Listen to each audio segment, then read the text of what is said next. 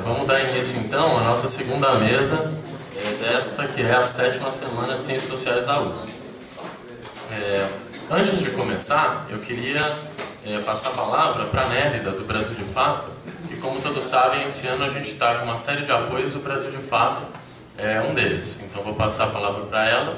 Ela vai explicar, enfim, desde a iniciativa do Brasil de Fato, o fato de eles estarem aqui, enfim, dispondo de exemplares para nós e tendo também a possibilidade de todos poderem assinar. Então, acho que uns minutinhos para...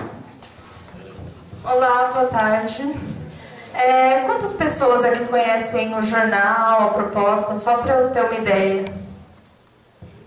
Bom, então, para aqueles que não conhecem, eu vou explicar, só fazer um pequeno resgate histórico de como foi que ele surgiu, né?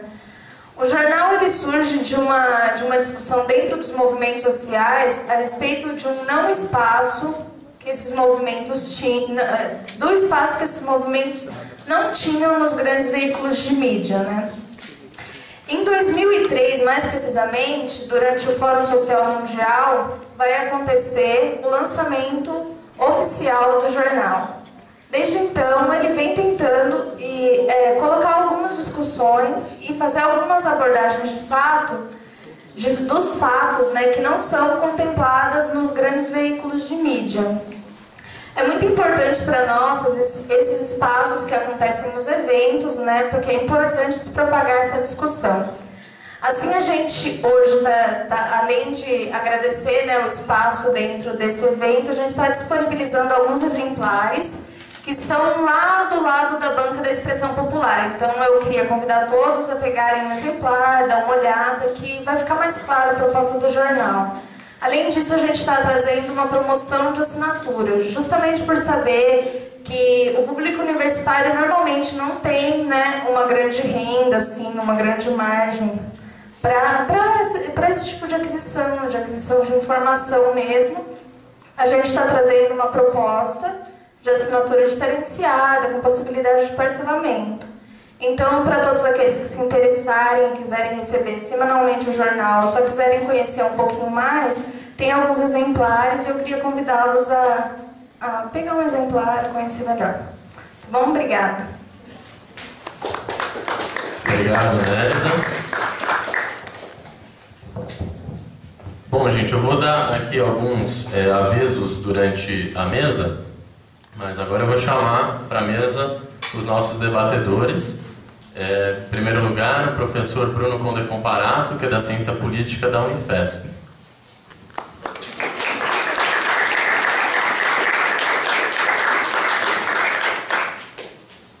E também a gente vai ter aqui na nossa mesa a Maria Salete Marretti, que é arquiteta e urbanista, com experiência nas prefeituras de Santo André, Guarulhos e Diadema.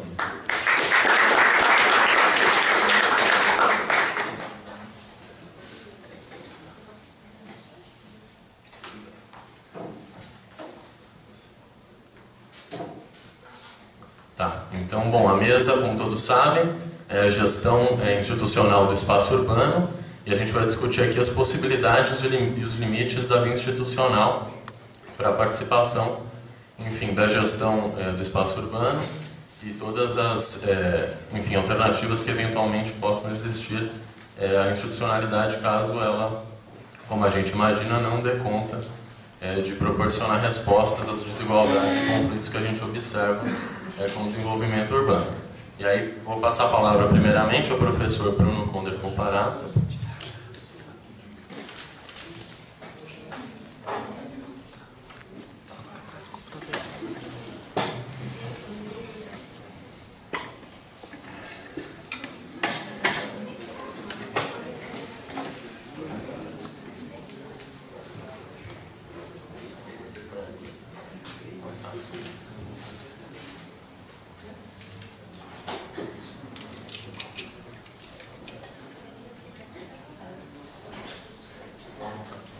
Bom, então vamos reorganizar aqui a ordem e a gente começa com a Maria Salete Marretti, depois a gente passa para o professor Bruno. E a gente vai ter, então, 30 minutos.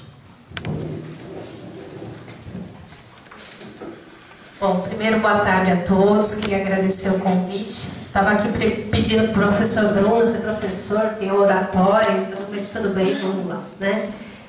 Vou pedir para você me ajudar, trocando. Eu acho que eu sou baixinha, que eu vou levantar, gente. Pode. Acho que eu fico um pouco mais à vontade. Então, como a gente estava falando, a experiência é de prefeituras, né? Minha formação é arquiteta urbanista, sempre em administrações populares, então tem este recorte, com experiência basicamente ou maior entre habitação e meio ambiente. Então o recorte que eu trouxe aqui, algumas reflexões de forma geral, mas aí pedi para a gente recortar onde que é o nosso trabalho, né? Então aqui, ó, primeiro dar parabéns para vocês pelo tema, né? Desenvolvimento urbano, desigualdades e conflitos é só o mundo das cidades, né? Em qualquer lugar do mundo, né? A gente vai ter desigualdades ou não, mas conflitos sempre. Conflitos às vezes é positivo, né? Então conflito aí é uma coisa que nos carrega a mudanças, depende do rumo que nós queremos levar. A desigualdade aí eu acho que é uma questão de postura, nem sempre é bom. Pessoalmente acho horrível, né? Então aqui, ó, gestão institucional do espaço público, possibilidades e limites. Podemos até agora abrir um pouquinho. Meu Deus, você pode... Tá. Aqui assim, espaço, né? Gestão institucional do espaço. Eu escolhi dois espaços, né? O espaço... O espaço físico, claro, a gente está falando de cidade, e quis fazer um recorte do espaço político, sem o simbólico ou social, e tudo isso vai sempre estar relacionado um com o outro. Mas para poder dar um recorte, para a gente poder abrir um debate, e talvez ficar um pouco mais clara a exposição. Então, na questão do espaço físico, duas questões assim, dos atributos naturais. Eles abrem uma possibilidade incrível, né, em qualquer área do espaço físico. Atributos naturais, rio, floresta, o relevo, é um determinante que abre possibilidades, mas também é um limitador. Né? Também é um limitador. A questão fundiária, essa é para a gente brigar bastante à tarde. Né? Na questão fundiária, a questão da propriedade, privado e público, quando que a gente pode conversar, até onde a gente pode chegar, de que maneira isso é um limitador, até que maneira isso cria ou não uma possibilidade. Então, atendimento das necessidades, lógico que é o nosso suporte, o espaço físico como suporte, para atender qualquer necessidade, educação, saúde, transporte, por aí vai. Né? Na questão do espaço político, e aí é uma outra reflexão. A questão do poder executivo, do legislativo e os movimentos sociais, eles vão se relacionar sempre na história, não é? E vai fazer com que o urbano, ou o espaço físico, crie uma fotografia. É fácil, e aí vocês são estudantes e acadêmicos, é fácil fazer um recorte de um espaço e quase que perceber qual é a trajetória política que aquele espaço teve. Não é? O poder econômico foi primordial, a desigualdade, como é que é o político. Então, através de uma fotografia do espaço urbano, dá para se perceber uma série de representações e de respostas à sua demanda. Essas são duas reflexões só para ver qual é o recorte que eu gostaria de trazer aqui hoje. Na questão aqui, então, desenvolvimento urbano, desigualdades e conflitos, eu acho que não tem um desenvolvimento urbano, a gente só está brincando com uma palavra assim, crescimento urbano, sem planejamento, sem igualdade social, tem conflito. Na questão desenvolvimento, então quando a gente pega essa palavrinha de desenvolvimento, o desenvolvimento ele só existe, acho que se tiver uma questão social, econômica, ambiental. Então, a questão da inclusão social, das questões ambientais cada vez mais forte, isso é um desenvolvimento urbano, isso não é um crescimento urbano. O crescimento urbano é caótico. Então, a gente precisa sempre ficar vendo assim, é desenvolvimento ou não? Não é desenvolvimento, não é? Pode ser um crescimento. Isso, a questão do equilíbrio físico, e aí o político, social, histórico, aí impulsiona com certeza um desenvolvimento urbano. Né? Bom, a experiência, então nós trabalhamos algumas Diadema, Santo André, mas eu acho que aqui de Guarulhos é mais recente, eu tinha um pouco mais de material para poder estar mostrando. Guarulhos tem 450 anos, é uma cidade quase da idade de São Paulo. Ela serviu há muito tempo como cidade dormitório, então as pessoas não desenvolviam lá, vêm para São Paulo e aquela coisa que não tem, as desigualdades de Guarulhos são imensas, até pela história. Pode passar para mim, por favor. Então aqui, ó, neste recorte, dentro de uma cidade com proximidade, que se de um lado é bom, a proximidade de Guarulhos, de São Paulo, por outro lado é bastante ruim também, por causa da ligação e da dependência. Guarulhos, ó, 99, 2000, cresceu aí mais ou menos 40% da população, 35%. De 2000 para 2010, mais 35%, 40%. Então, isso daqui é só para a gente ver os conflitos, mesmo que se tenha uma ótima intenção, mesmo que se tenha um ótimo planejamento, impossível em 20 anos uma cidade quase que 50% maior da sua população. É uma cidade com 1.200.000, quase 1.300.000 habitantes, que antes do aeroporto, em 82, tinha aí 50%, 60% a menos da população. Bom, o convite de trabalhar em Guarulhos veio em 2001, com algumas diretrizes. O convite foi para trabalhar na Secretaria do Meio Ambiente, com algumas diretrizes justamente para diminuir as desigualdades sociais e tentar ao máximo das suas possibilidades e tentar os seus limites agir com uma bela jogo de cintura. As diretrizes básicas, duas diretrizes, eu queria voltar um pouquinho só. Duas diretrizes que a gente vai ver. Uma delas é a universalização dos serviços e oportunidades. Então a gente vai perceber aqui no recorte que eu trouxe, isso se repetiu na educação, se repete no transporte, se repete na cultura, estava aqui conversando com o professor. Então isso se repetiu em várias áreas e vários serviços da cidade. E uma outra questão seria com a participação popular. Com a participação popular, não, como disse a professora anterior, não no sentido de institucionalizar os movimentos sociais, não, simplesmente ouvir e ver qual é a peculiaridade, qual é a possibilidade, qual é a demanda, para que a gente pudesse agir de forma com as prioridades ali levantadas, não é? Você pode ter milhões, quer dizer, a demanda de Guarulhos é imensa, vai dar prioridade ao quê? A educação, como é que vai fazer o meio ambiente, o que faz a segurança. Então a participação popular foi nesse sentido de ser como uma parceria e não como uma institucionalização dos movimentos sociais. Bom, aqui assim, ó, trouxe um recorte, isso daqui é mais ou menos para mostrar isso em todas as áreas, a gente vai ver os níveis de participação, tanto em primeira foto, em grandes plenárias. Nessa plenária, foi uma plenária para discutir a forma de regularização fundiária de um bairro.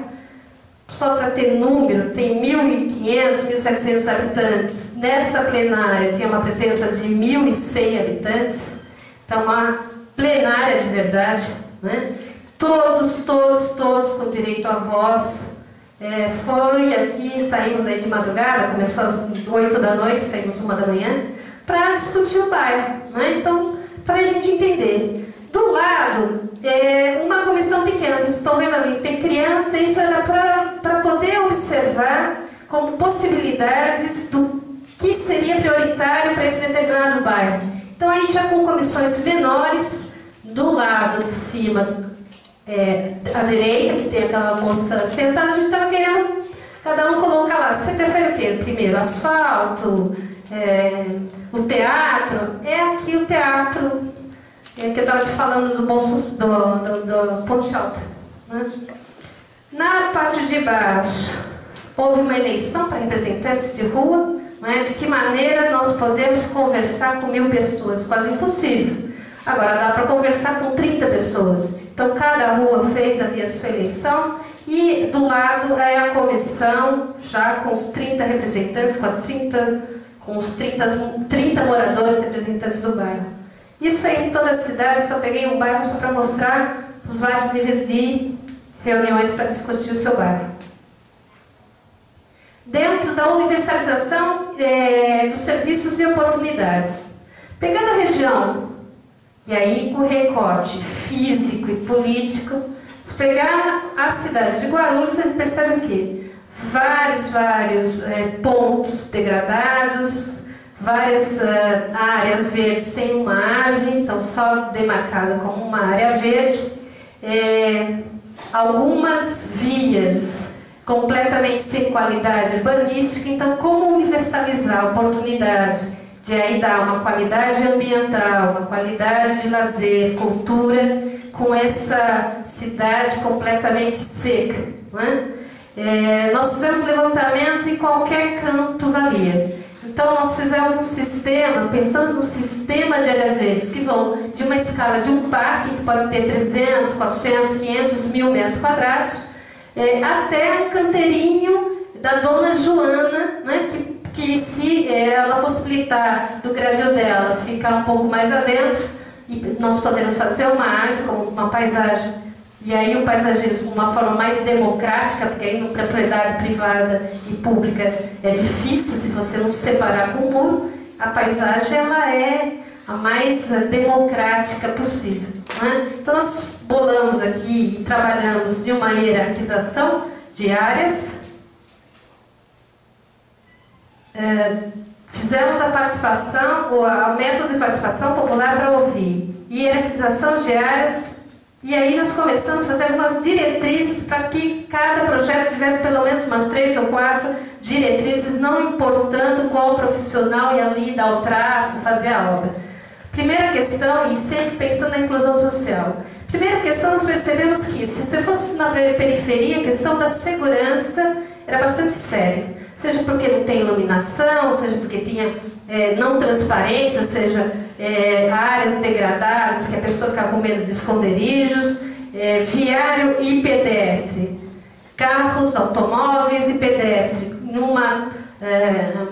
em um conflito total. Então nós precisaríamos organizar parte da transparência, viário de pedestre, iluminação e o maior número possível de usuários. Percebemos isso com a própria participação popular. Quanto mais frequentar uma área coletiva for frequentada, maior segurança ela traria.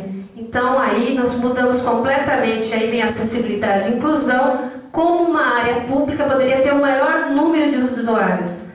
Passamos aí uma discussão que qualquer área pública, dentro desse recorte de áreas verdes e lazer, deveria ter uma amplitude de 0 a 100. O 0 a 100 virou uma piada, e aí nos orçamentos participativos eles até brincam. Nós queríamos uma área de 0 a 100. O que significa isso? Desde uma mulher que está lá esperando o seu filho, tem que ter acessibilidade, um lugar para ela descansar, uma sombrinha para ela ficar, até 100 anos, tem que ter lá o banheiro, porque o pessoal de terceira precisa ter um banheirinho, precisa ter um espaço de conforto, precisa ter um lugarzinho para alimentar. Então, nessa questão da inclusão, para poder universalizar essa área, já estou gaguejando, pera um pouquinho. Quero falar mais rápido.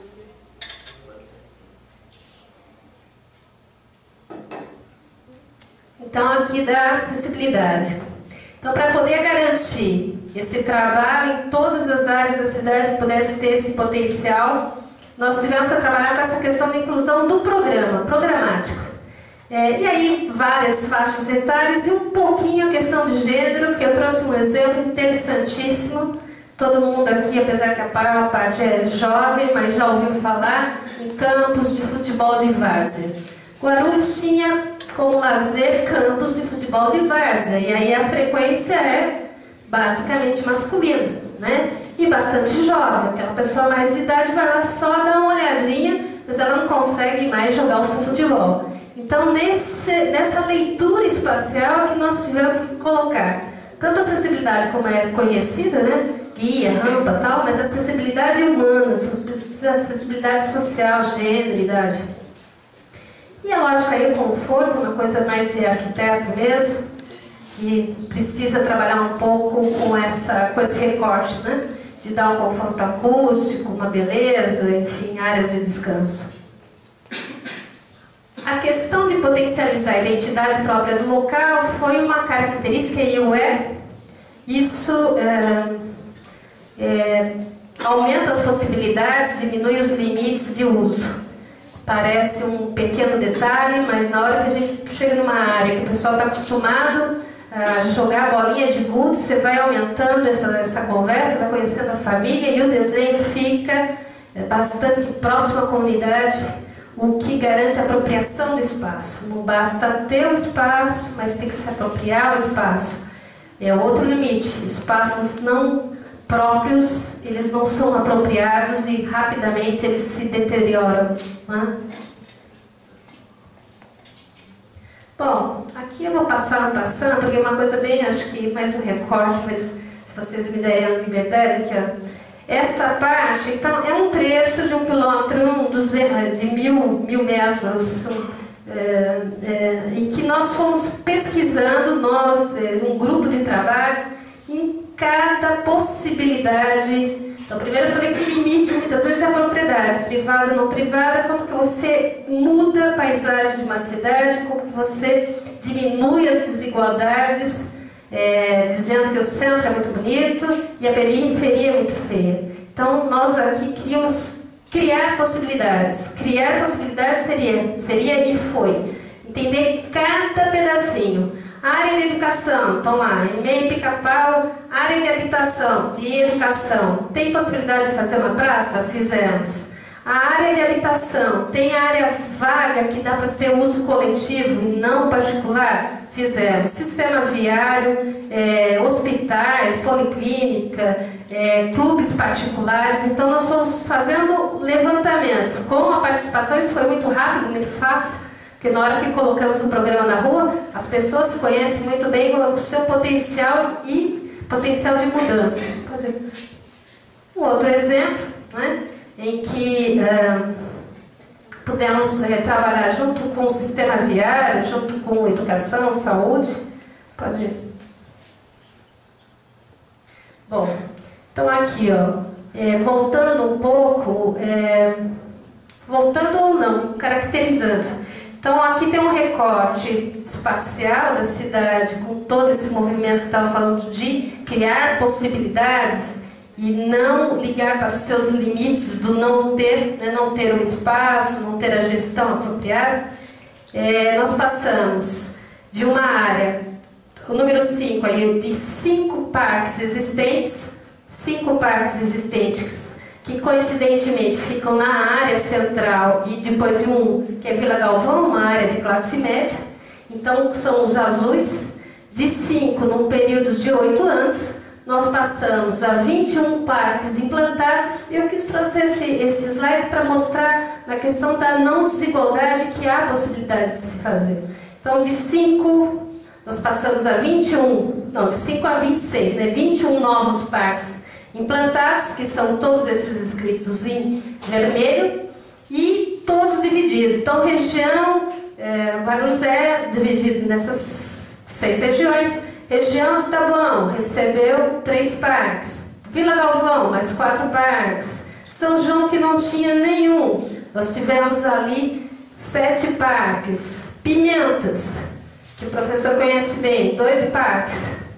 E Cumbica, que também não tinha nenhum, mais 2 parques. Foram os planejados, projetados, hoje em dia tem mais. Pode ir.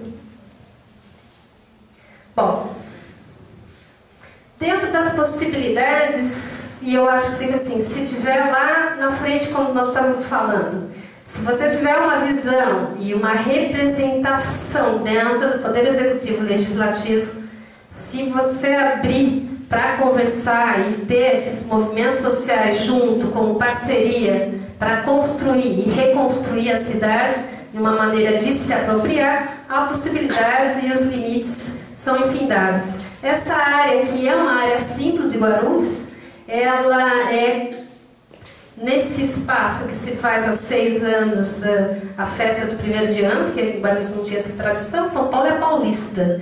Então vamos dizer que esse Parque Transguarulhense é a Paulista de Guarulhos, onde que se faz o Réveillon.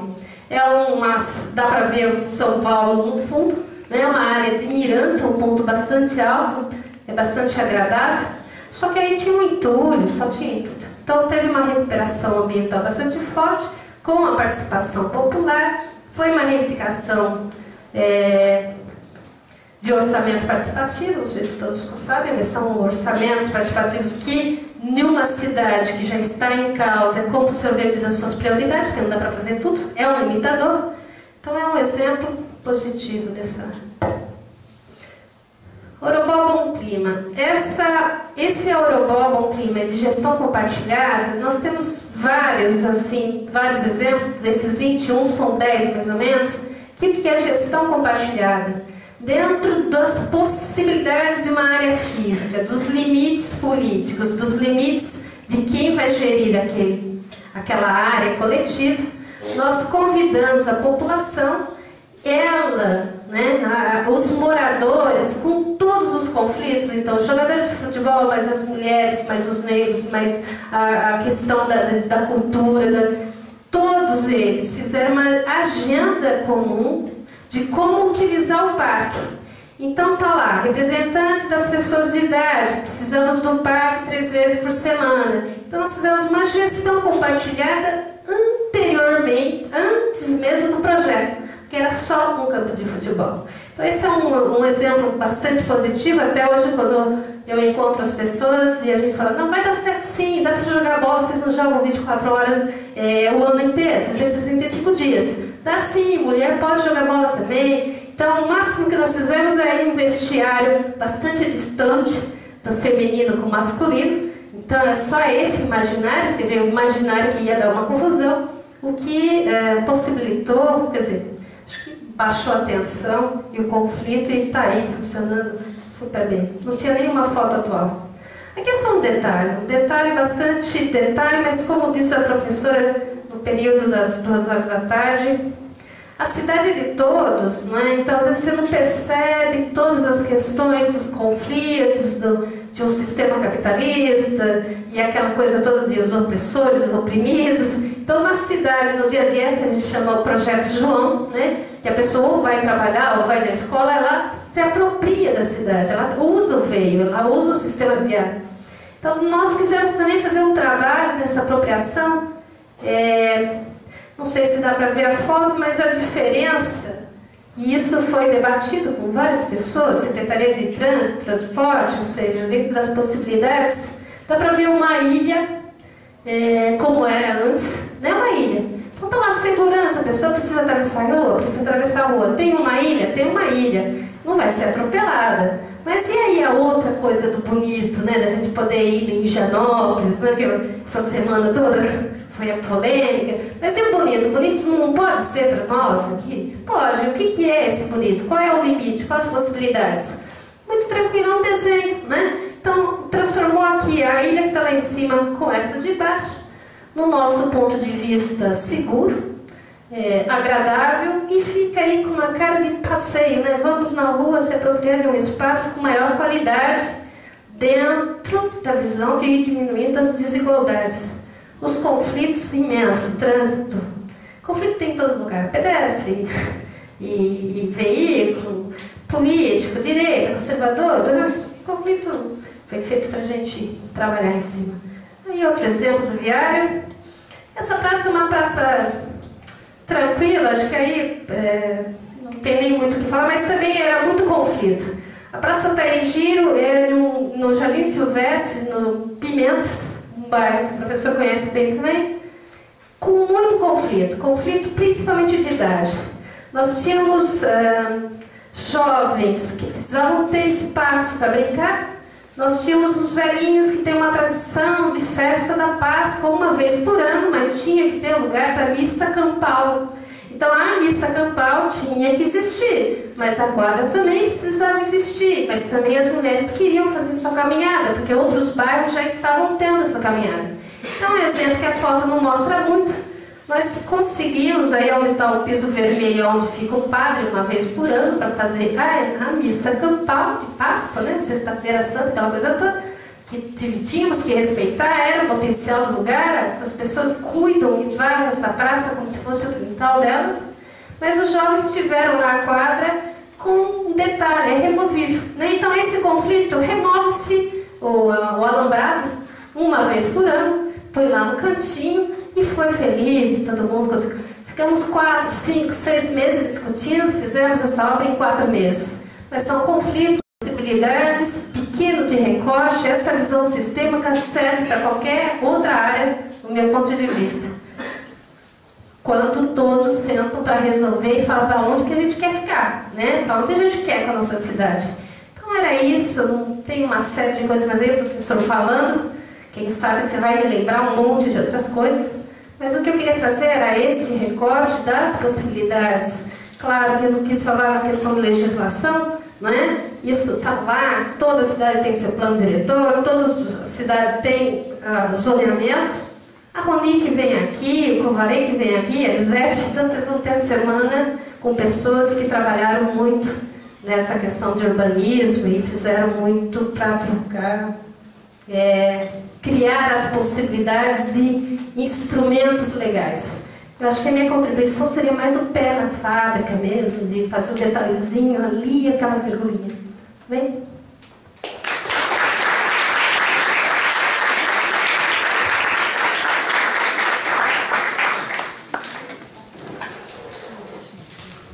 Obrigado, Maria Salete. De fato, contribuição muito importante. A gente começou um pouco atrapalhado aí, talvez, e faltou dar um esclarecimento. Que na programação oficial, como todos puderam observar provavelmente, né, nesse flyer e no nosso banner, tinha lá também a participação da professora Maria Vitória Benevides, que tinha confirmado presença, mas ela amanheceu doente e nos ligou pedindo desculpas e não pôde vir. Então fica aqui nosso pedido de desculpas, né, por ela não poder participar e também que, enfim, o nosso desejo é de melhoras. Eu vou passar agora a palavra para o professor Bruno Conder Comparato.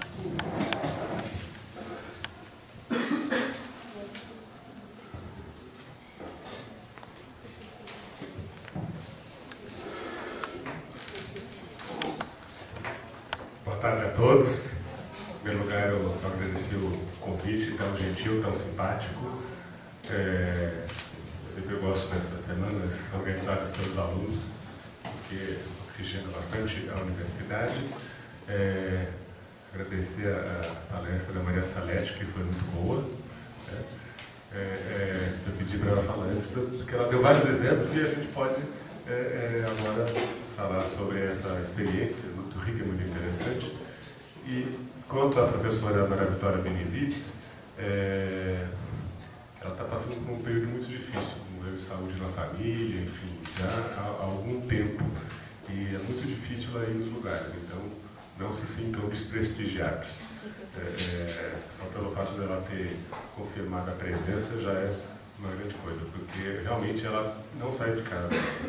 Está o marido muito doente, enfim, então uma situação difícil. E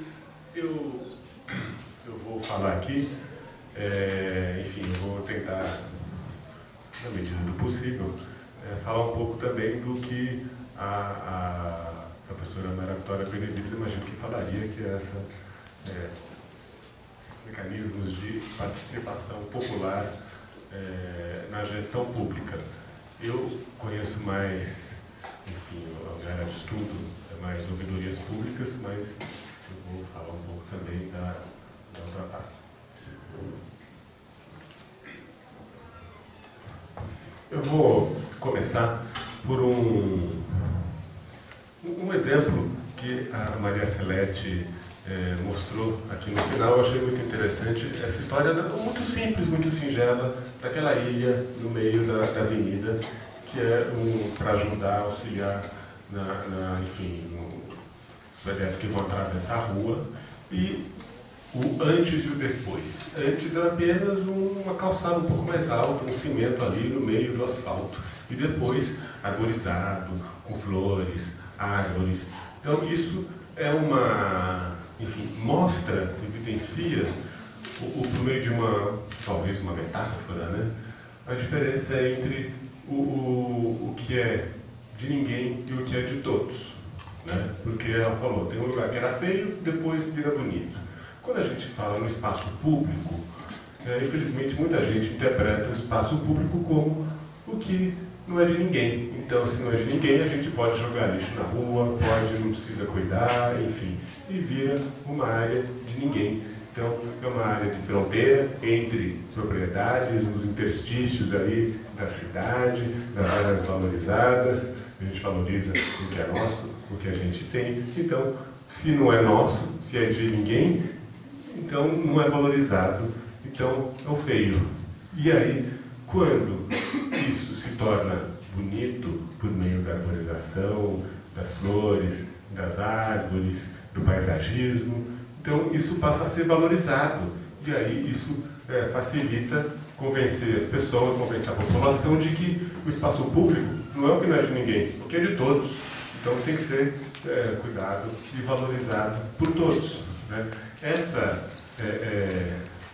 distinção entre o que é de ninguém e o que é de todos, e sendo que para todos nós, né, imagino que não deveria ser assim, o espaço público é o que é de todos.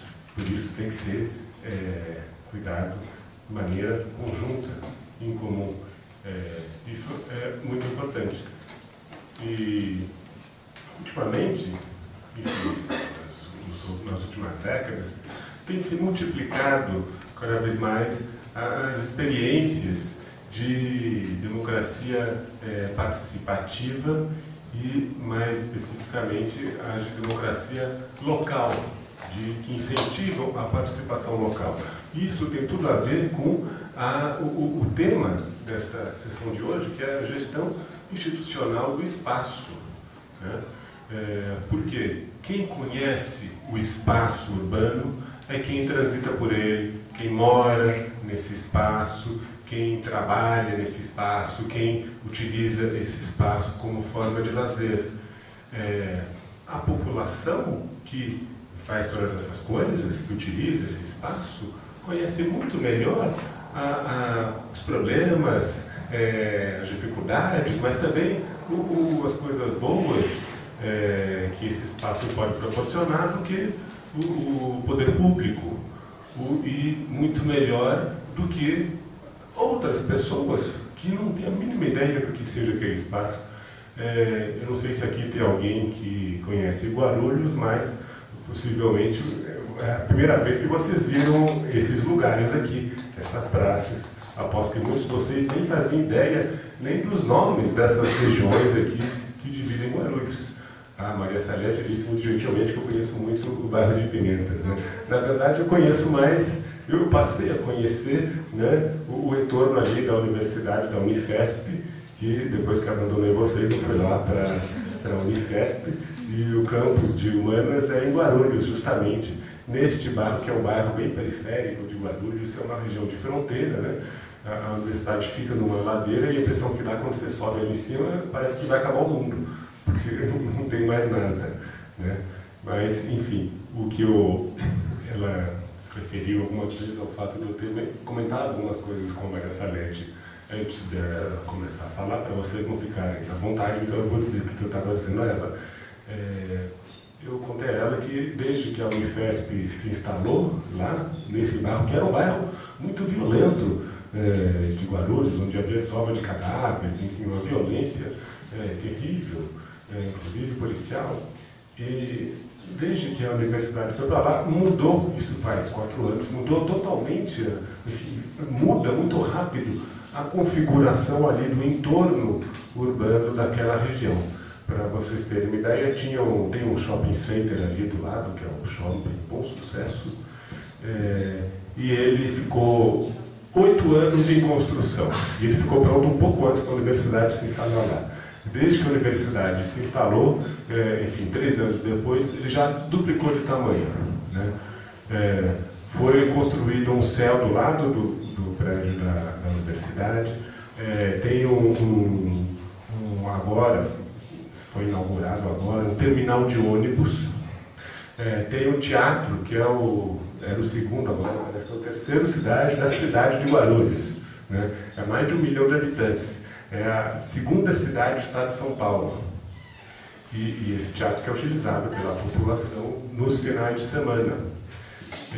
Enfim, tem prédios construídos, de apartamentos vão ser construídos, vários pelo poder público, mas também prédios privados, enfim, todo o comércio muda. Então você vê, é impressionante, cada semana você vê alguma mudança no entorno. Né? Então como o poder público pode modificar realmente o espaço físico, né? Da cidade. E, enfim, tem um cursinho popular que os alunos organizaram, isso é muito interessante. E eles foram conversar com um cursinho que existia lá na região. Os alunos, eles só souberam que existia universidade pública, gratuita, depois que a Unifesp se instalou lá. Antes eles não faziam ideia. Vocês viram como a gente se engana muitas vezes sobre as coisas. Né? Para nós que estamos aqui na USP, parece óbvio que há universidade pública, que há universidade gratuita e que há universidades privadas. Para aquela população lá, só existiam universidades privadas. Eles nem faziam ideia de que existissem universidades públicas. Né? Vocês vejam como a realidade das pessoas muitas vezes é bem distante do que a gente imagina que é, do que a gente conhece, do que é a nossa realidade, ou do que a gente discute, do que a gente lê, muitas vezes até nos textos acadêmicos ou nos jornais. Né?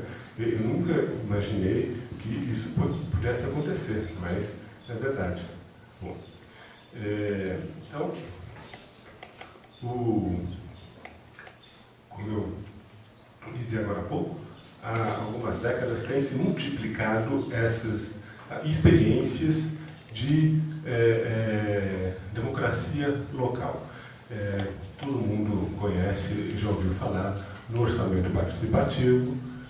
Em São Paulo, na cidade de São Paulo, ele não funciona mais, mas em Guarulhos, a Maria Salete pode falar muito melhor do que eu, ele é muito atuante, tanto que, eu não sei, parece que o Guarulhos é que coordena uma rede nacional de orçamento participativo, então tem um papel muito importante na definição das políticas públicas, no desenho, nas decisões, né? Obviamente, não de tudo, mas de uma parte pequena do orçamento, mas às vezes é uma coisa pequena que resolve muita coisa, e é uma espécie de efeito bola de neve, uma sinergia que se estabelece, né, entre o poder público e o poder privado, entre a população e os gestores públicos, enfim, entre os vários atores políticos, vários personagens que têm como influenciar no destino aí da cidade. Além do orçamento participativo, tem os conselhos gestores de políticas públicas, bem conhecido é o Conselho de Saúde, o Conselho Municipal de Saúde, tem, isso eu conheço mais em São Paulo, mas tem os conselhos gestores dos parques municipais, né? Enfim, eu conheço porque eu faço parte de um conselho gestor de um parque municipal, e, enfim, tem isso no âmbito do Poder Executivo, né? Se a gente for no Legislativo, tem audiências públicas, uma série de iniciativa popular para leis, enfim. Mas, só para nos restringir ao Poder Executivo, há muitos mecanismos. A maioria deles relacionados com a definição das políticas públicas, com as escolhas. Né? Se a gente pensar naquele ciclo de políticas públicas, e a partir de um problema há uma definição de uma política, depois há a formulação de toda a política, e depois a implementação, onde tem uma reavaliação e aí uma redefinição do problema, né?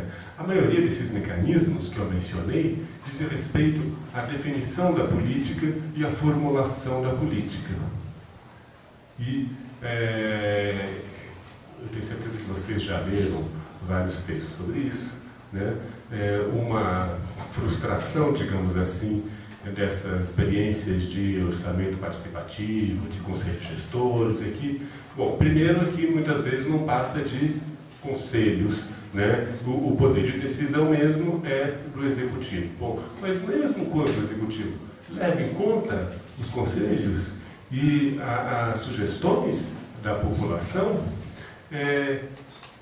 quem diz que isso vai ser implementado da maneira como foi inicialmente planejada? Então, quanto à implementação, tem também um mecanismo muito interessante de participação local, que é o das ouvidorias públicas. Que as ouvidorias vão recolher críticas, sugestões, impressões da população com relação à maneira como a política pública é efetivamente implementada, seja na área da segurança pública, por exemplo, a ouvidoria da polícia, seja na área, enfim, geral da administração, ouvidoria municipal, seja, enfim, tem, pra vocês terem uma ideia, tem mais de 1000 ouvidorias públicas hoje em dia no Brasil, em todos os níveis da federação, né? E nos mais variados estados. E trata-se de uma forma muito interessante de participação, porque permite ao governante saber como é que as coisas estão sendo realizadas, de fato, né? O tamanho dos estados cresceu muito no século XX. Isso não é nenhuma novidade para vocês. O que talvez seja uma coisa que vocês não tenham prestado tanta atenção é que esse crescimento se deve, sobretudo, à área das políticas sociais, né? A educação, a saúde, a assistência social. É preciso muitos funcionários, uma burocracia muito grande para dar conta dessas coisas todas. Pois bem, é justamente também nessas áreas em que há muita autonomia da parte do funcionário que enfim, um estudioso, um pensador americano, o Michael Lipsky, né? Ele fala na burocracia ao nível da rua, street level bureaucracy, né? A burocracia ao nível da rua. São aqueles funcionários com quem a gente vai falar realmente, né? Aqueles que nos atendem. Quando a gente imagina, quando a gente pensa em burocracia, a gente pensa naquele funcionário atrás do balcão. Então, é aquele lá que lida com o público, é que toma decisões no seu dia a dia de trabalho e fazem com que a política efetivamente implementada seja a que ele resolve fazer, né? O professor, por exemplo, todo mundo aqui na universidade conhece muito professor, relação professor-aluno. A política educacional, que é de fato implementada pelo governo, é a política que os professores resolvem fazer na sala de aula, né? Não é o MEC lá em Brasília, o ministro da Educação, né? Fernando Haddad, que apesar de ter uma sala aqui, está lá em Brasília, né? Então ele pensa toda uma série de coisas sobre como deve ser a política universitária, por exemplo. Agora, o professor em sala de aula, vocês sabem isso muito bem, tem muita autonomia. Ele é livre de fazer o que ele quiser, desde que ele não arrume confusão com os alunos, não se disponha com os alunos, né? Ele tem liberdade de fazer como ele achar melhor. Então, isso faz com que a política, de fato, implementada na maioria das áreas sociais, seja redefinida pelos que vão aplicar essas políticas. E aí, nesse sentido, as ouvidorias públicas permitem os governantes, aqueles que estão lá em Brasília ou estão mais distantes do público, saber como é que a coisa está funcionando, ou se funciona, ou se não funciona. E há, enfim, exemplos muito interessantes de medidas simples que podem ser tomados e corrigidos rumos a partir dessa reunião de informações. Né?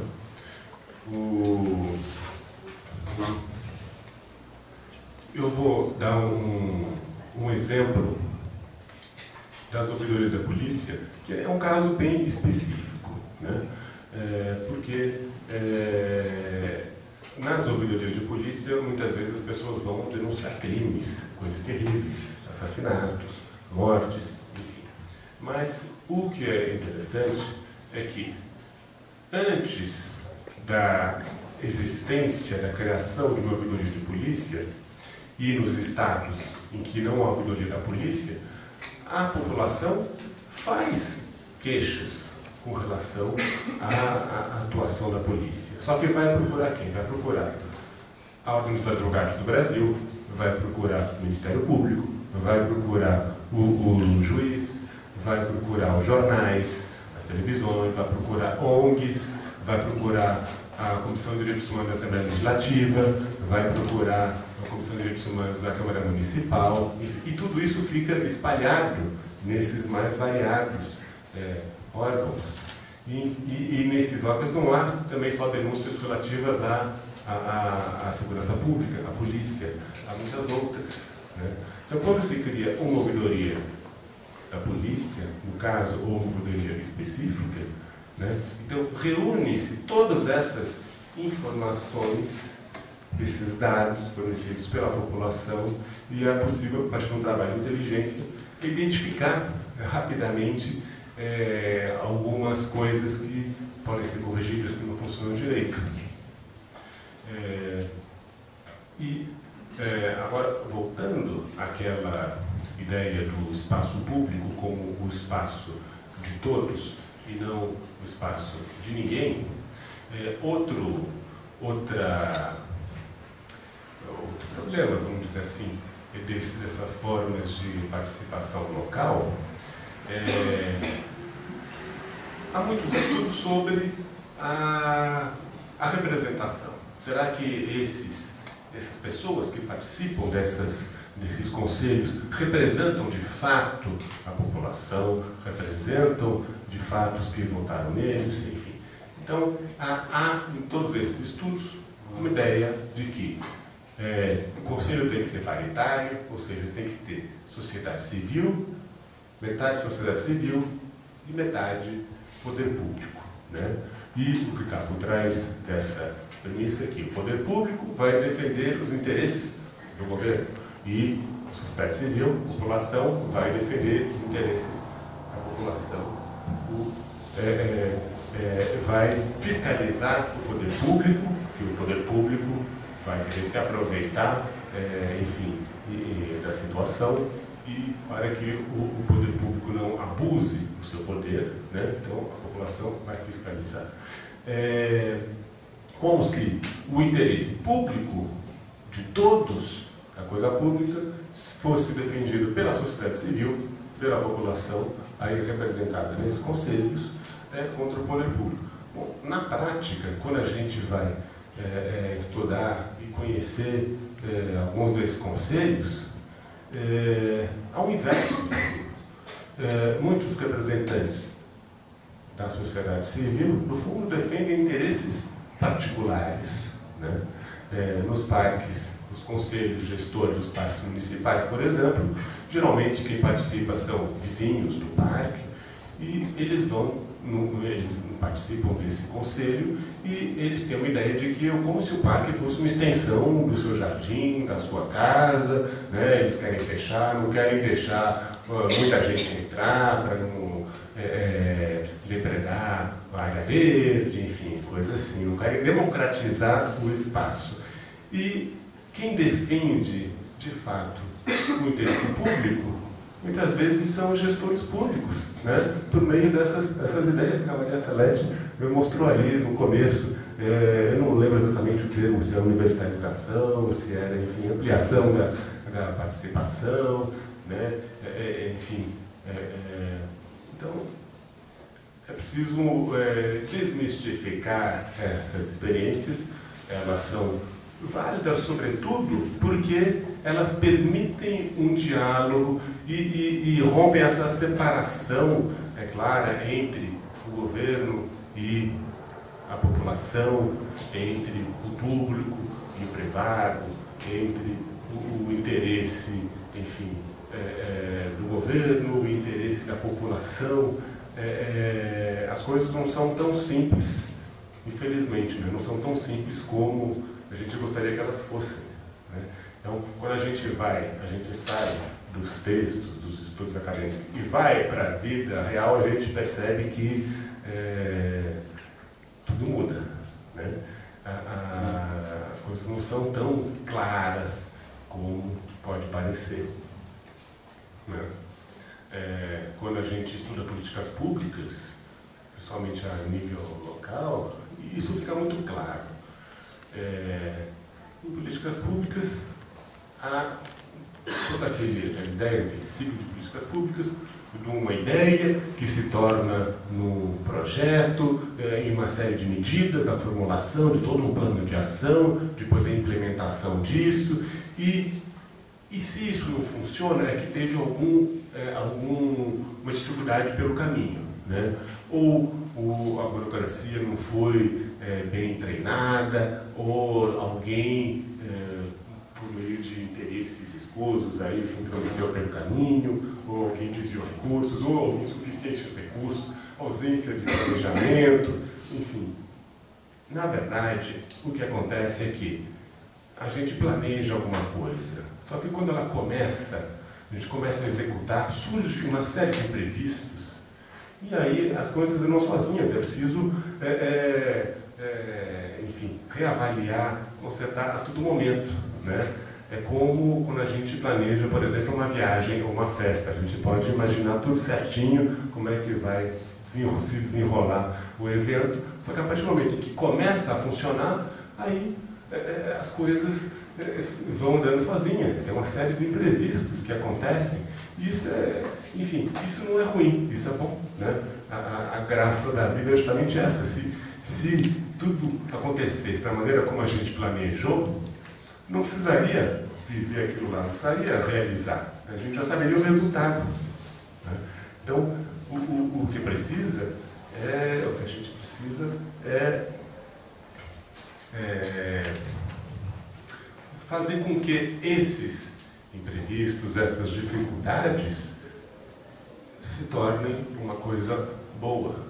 E aí, no campo da democracia local, da participação local, se não tiver um diálogo muito forte entre o poder público e a população, aí não vai dar certo. Então, bom, eu vou parar por aqui, agora a gente...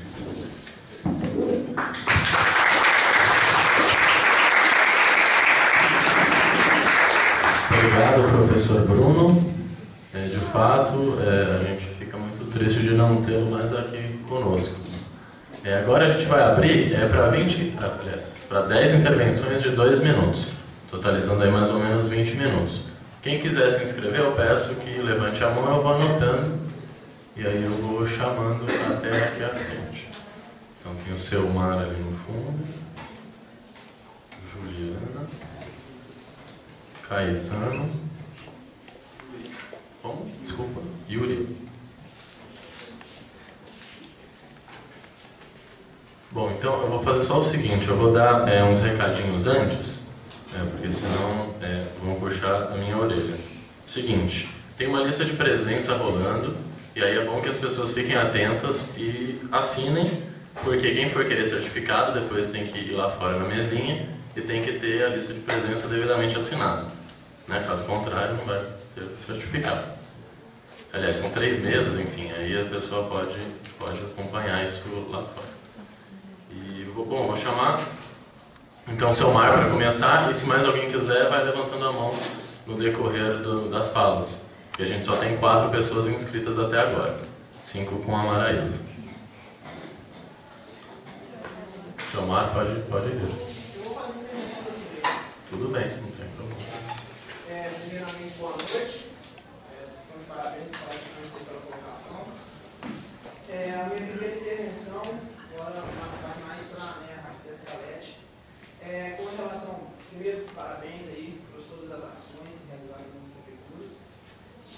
primeira pergunta vai com relação ao seguinte.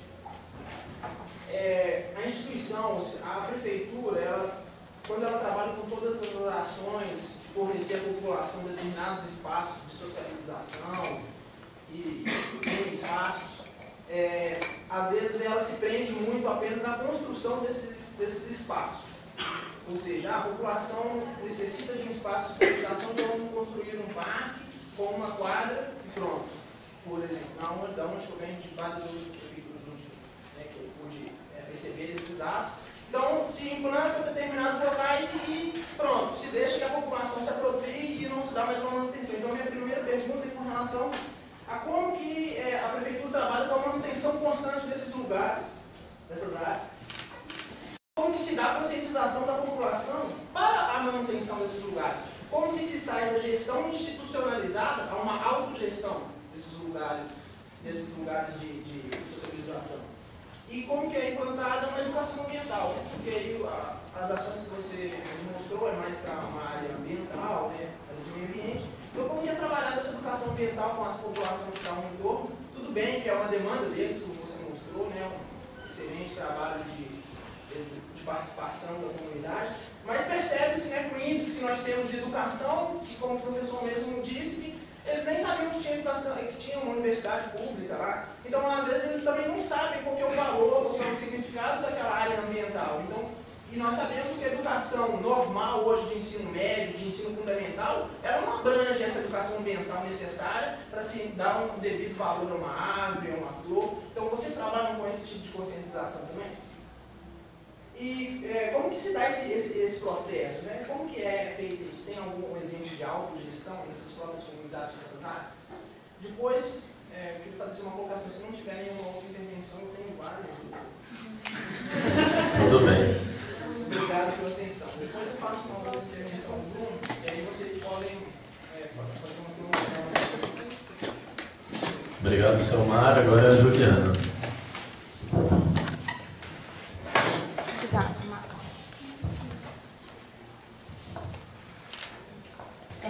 Boa tarde novamente.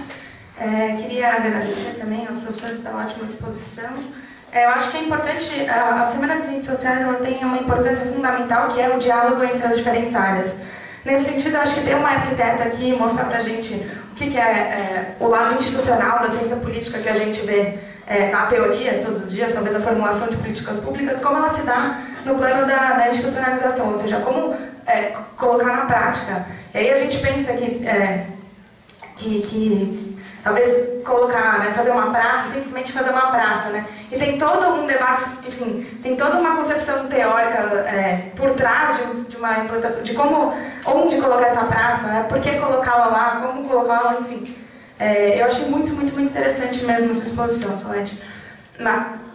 Para além disso, eu queria fazer agora uma fala colocar o ponto que é o ponto dos limites. E eu acho que a gente, enfim, tem boas iniciativas de gestão institucional, mas a gente também tem que pensar alguns limites que são colocados à população, enfim, às políticas. E eu posso, por exemplo, nos remeter à Constituição de 88, na delimitação da função social da propriedade, por exemplo. Ou seja, o que a delimitação da função social da propriedade traz para nós? E aí, nesse sentido, também pensar em políticas em âmbito mais local, Ou seja, se a gente pensar de como funcionam os zoneamentos, qual que é a divisão em certo bairro. Tem bairros que eles não podem ter loteamentos muito pequenos, eles vão ser divididos em áreas muito grandes, ou seja, é importante pensar que esse tipo de divisão ele não é feito ao mero acaso. Por exemplo, o Jardim Europa, ele é para quem faz aula com o Edu Marx, ele falou muito pra gente sobre isso. O Jardim Europa, ele tem uma constituição totalmente diferente do resto da cidade. Ele não tem linhas retas e paralelas, como o resto da cidade. Ele tem parques a cada X metros. Enfim, eu acho que é interessante que talvez vocês comentem um pouco mais sobre esse viés. Obrigada. Obrigado, Juliana. Agora é o Caetano.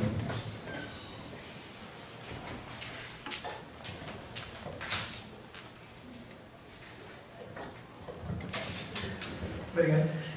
Boa noite, Bruno. Boa noite, Salete. Boa noite a todo mundo. Meu nome é Caetano, estou no 4º ano, sou da gestão do centro acadêmico também. Bom, minha pergunta ela é bem curtinha, na verdade, né? Só vou fazer uma breve introdução que eu me criei em Porto Alegre, né? Então essa questão do orçamento participativo fez, de certa forma, principalmente por conta da atividade da minha família, né? Parte da minha formação política, digamos assim, de ter acompanhado iniciativas desse tipo, então assembleias legais no Araújo Viana e coisas do tipo. E assim, uma pergunta que eu tenho para fazer, tanto relacionando com a minha vivência política aqui na universidade, que todo mundo aqui andou acompanhando, né, tanto essa questão da polícia que está colocada agora, como que nós nos posicionamos, os espaços que nós temos para nos posicionar, inclusive nos bairros, por exemplo, o que significa a Associação de Moradores de Higienópolis se colocar de determinada forma e ter uma influência numa decisão, né, relacionada ao transporte que não cabe somente àquela população.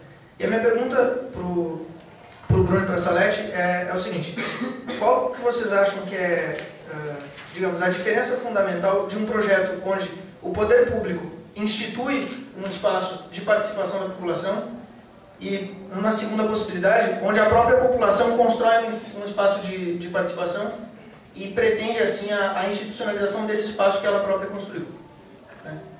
Eu digo, essa relação do... eu acho que é reduzir demais colocar a pergunta simplesmente como vem de cima ou vem de baixo, porque ambos exigem uma participação do poder público e da população, né? Agora, esse princípio eu gostaria de saber qual a diferença fundamental no desdobrar do projeto, né? Se esse espaço ele foi uma iniciativa da população organizada ou se foi uma proposta do poder público e isso no andamento. Esse espaço, só fala um exemplo para mim pegar. Quando você fala assim, esse espaço... Eu digo, por exemplo, quando uma prefeitura abre um espaço de participação relacionado à saúde. Ou seja, então, né, nesse dia nós estamos abrindo um espaço onde a população pode comparecer, colocar as suas questões, ou, do outro lado, quando a população organiza uma associação de bairro e visa com ela interferir nas decisões do poder público. Então, mais ou menos isso. Obrigado.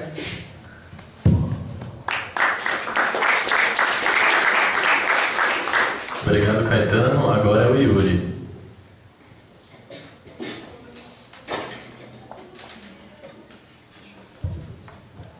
Oi, meu nome é Yuri.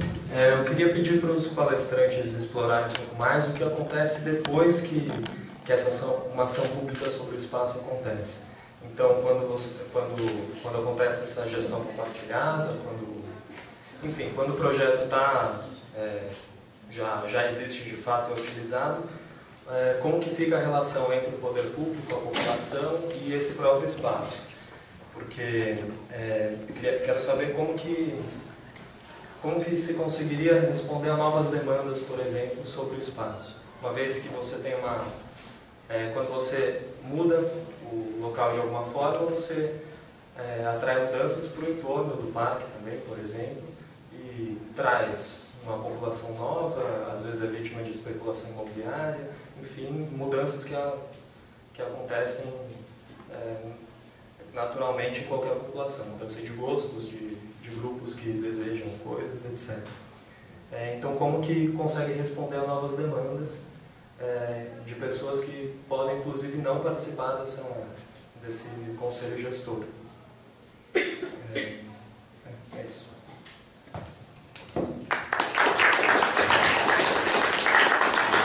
Obrigado, Yuri. Agora é a Maraísa.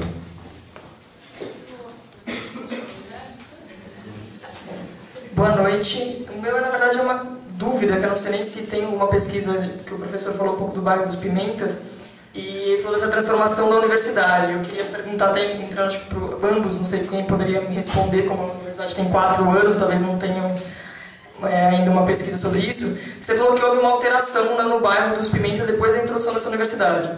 E eu queria saber se essa alteração se deu com a incorporação da população que já existia lá, ou se foi uma alteração da população com essa chegada. A gente sabe que a universidade em geral é muito elitizada e que talvez a mudança se deu pela mudança do próprio perfil da população. E eu queria saber se alguém saberia dizer.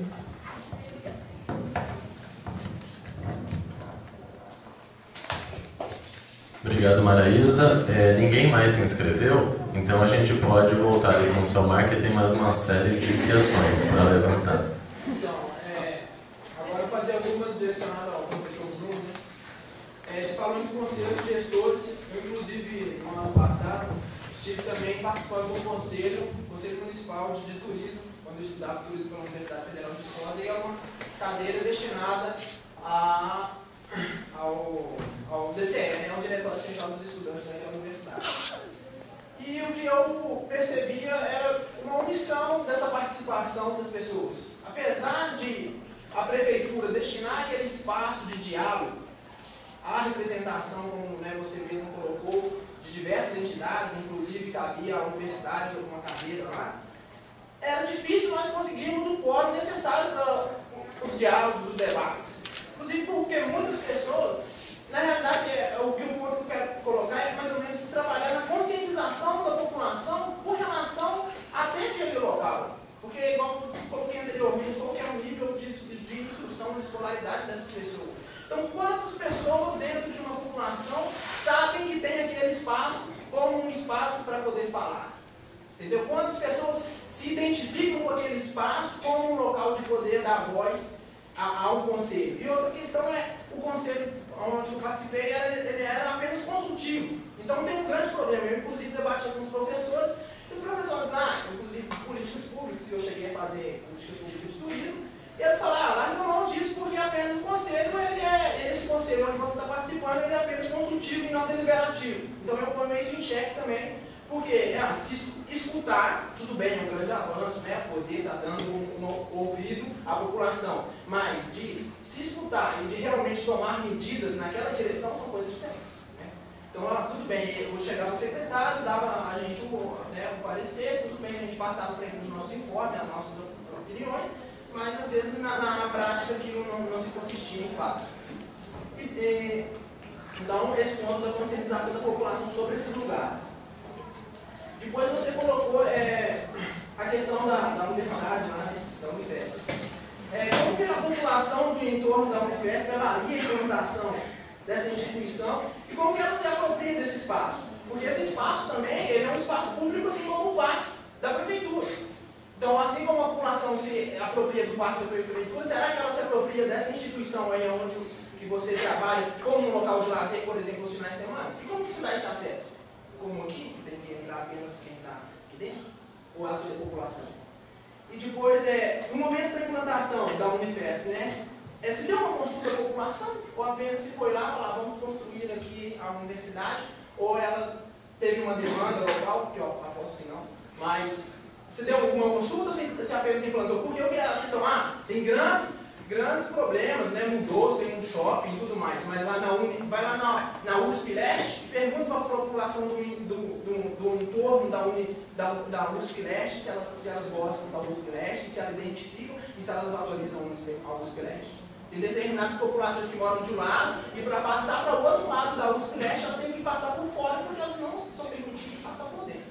Então, e aí o que acontece lá? Antes a pessoa ela tinha um aluguel de 150, onde uma pessoa de classe média baixa aí, que ganha um salário mínimo, ela pode pagar um aluguel de 150. Agora, com a implantação da USP Leste, o aluguel foi a R$300. Então ela está. Você acha que ela achou interessante ou não? E como que ela vê? Você acha que ela. Tudo bem, um cursinho, maravilha. É realmente uma ação muito boa, você tem um cursinho popular e tal, mas. Como você mesmo disse, as pessoas às vezes elas nem sabiam que tinham direito a ter aquele local. Então coloca esse questionamento aí também com relação à implantação. Depois você falou sobre ouvidorias públicas. Qual que é a efetividade disso? Que órgão que avalia essas ouvidorias públicas? E depois você falou com relação a que vocês professores ensinam com relação a você está comentando um pouco sobre o político que está mais, aquele burocrata que tem mais acesso à população. Bom, eu trabalhei pelo Instituto Brasileiro de Geografia e Estatística no ano passado, como supervisor, no processo de censo, e a gente tinha que passar na casa das pessoas, não tanto como ser censadores, mas de vez em quando para avaliar o trabalho. E era difícil encontrar essas pessoas porque elas estavam trabalhando. Então, será que esse político que está ali disponível para essas pessoas, ele realmente consegue, entendeu, trabalhar com elas? Assim? Porque as pessoas, será que elas se identificam ali com aquele espaço para poder falar ao político? Ou elas têm naquela cabeça delas aquele burocrata que você mesmo disse, que está lá atrás, enfiado numa pilha de papéis lá longe? Até que ponto que a população ainda tem um pouco de consciência sobre essa possibilidade? E depois aí, olhando por esse viés, você como professor está trabalhando e nada melhor do que você para entender sobre o sistema educacional. Agora eu gostaria de fazer uma pergunta bem direta. Você como professor, como, né, ainda mais ciência política, vocês aí da Unifesp já debateram sobre o Plano Nacional de Educação? Já enviaram algum parecer ao Poder Executivo? E eles, será que seguem essa real demanda suas e nossas? Porque a nós, estudantes, eles não estão escutando. Porque nós queremos 10% do PIB para a educação e há mais de 10 anos eles nos negam. E tanto você como nós sentimos a falta desse dinheiro aqui. Maravilha, uma instituição, a UFSC, maravilha aqui. Desculpe se eu estou excedendo um pouco do tempo, mas eu percebo a importância desse local. Mas olha, essa sala foi o máximo que as pessoas conseguiram para ser uma em ciências sociais. Não tem uma história nisso, entendeu? Agora, se eles dedicassem 10% do PIB para a educação, quem sabe teriam um auditório melhor. Quem sabe os alunos poderiam ter mais cursinho para a população lá dentro. Então é um pouco sobre isso. Depois você falou sobre a dificuldade do político, do planejamento. Poxa, essa galera ganha aí 8, 10 pau. Vocês não conseguirem fazer um planejamento adequado ganhando esse dinheiro todo, né? É o mínimo que vocês têm que fazer realmente. É passar por esses obstáculos e realmente interagir com a população, trabalhar com esses órgãos, né, da sociedade civil, como a ação, né, de questões participativas, e né, passar por cima desses dificuldades. Acho que isso é um trabalho do político, afinal de contas a gente vota em alguém porque a gente entende que essas pessoas têm capacidade para isso. Então é mais ou menos nessa direção. Tá certo. Obrigado, seu Marco. Bom, a gente vai voltar com a Maria Salete primeiro, mas antes eu queria avisar que existem revistas de antropologia sendo vendidas a R$10 o pacote no saguão. Quem estiver interessado, não deixe de aparecer por lá. Maria Salete, por favor.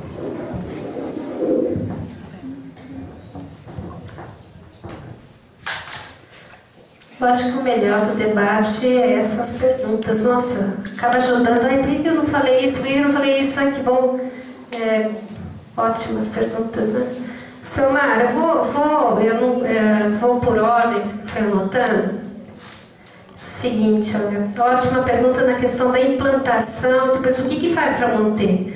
Infinitamente mais fácil é implantar alguma coisa. Isso não tenha dúvida. Até na casa de vocês devem ter experiência aí, talvez em casa, não é? Casa nova, apartamento, sei lá, república nova, não é? Oba, vou morar na república, sim, primeiro mês, aí depois como vai manter exatamente esse sistema, que é uma praça, é um parque, é uma escola, uma universidade, enfim. Muito mais fácil, muito mais festivo a implantação. Na sua manutenção, e aí assim, o que a gente brincava na minha equipe, né? Quando a gente discute qualquer projeto com a população, tem uma coisa interessantíssima, de fundo, né? De fundo, que é a pessoa se sentir dona desde a sua gestação. Quer dizer, é compartilhada, ela tem que se sentir dona.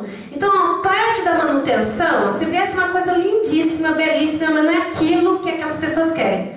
Não é? Aquela pracinha que eu trouxe ali simbólica, tem milhões daqueles exemplos.